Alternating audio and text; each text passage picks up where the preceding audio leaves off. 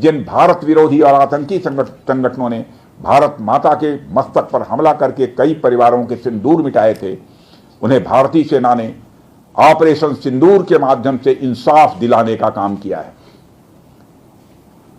और इसके लिए आज सारा देश भारतीय सेनाओं का अभिनंदन कर रहा है। ऑपरेशन सिंदूर सिर्फ एक सैन्य कार्रवाई भर नहीं है, बल्कि भारत की राजनैतिक, सामाजिक और सामरिक इच्छा शक्ति का प्रतीक है। यह ऑपरेशन आतंकवाद के खिलाफ भारत की दृढ़ इच्छा शक्ति का और सैन्य शक्ति की क्षमता और संकल्प शक्ति का भी प्रदर्शन है।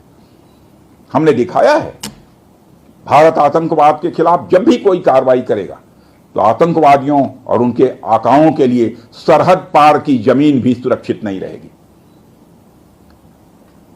भारतीय सेनाओं ने ऑपरेशन सिंदूर को पाकिस्तान में मौजूद आतंकी ढांचा ढहाने के उद्देश्य से लॉन्च किया था।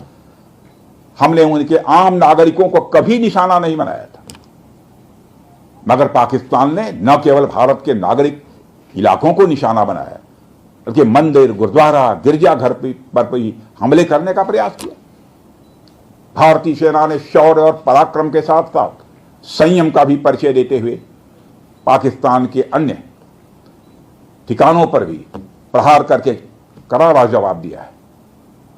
हमने केवल सीमा से सटे सैन्य ठिकानों पर ही नहीं कार्रवाई की, बल्कि भारत की सेनाओं की धमक उस रावलपिंडी तक सुनी गई जहां पाकिस्तानी फौज का हेडक्वार्टर मौजूद है।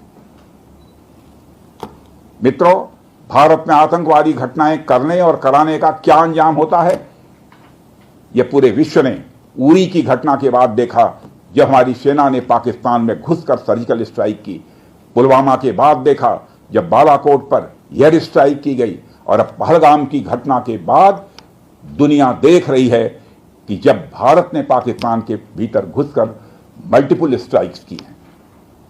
आतंकवाद के खिलाफ जीरो टॉलरेंस की नीति पर चलते हुए हमारे यशस्वी प्रधानमंत्री नरेंद्र मोदी ने स्पष्ट कर दिया है कि यह नया भारत है जो आतंक के खिलाफ सरहद के इस पार और उस पार दोनों तरफ प्रभावी कार्रवाई करेगा। यह हमारे प्रधानमंत्री जी ने स्पष्ट रूप से यह संदेश दे दिया है।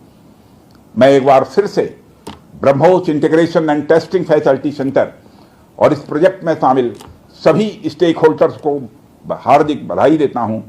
मैं साथ ही पीटीसी इंडस्ट्रीज लिमिटेड को भी उनके एम्बिशियस प्रोजेक्ट पर हृदय से बधाई देता हूं।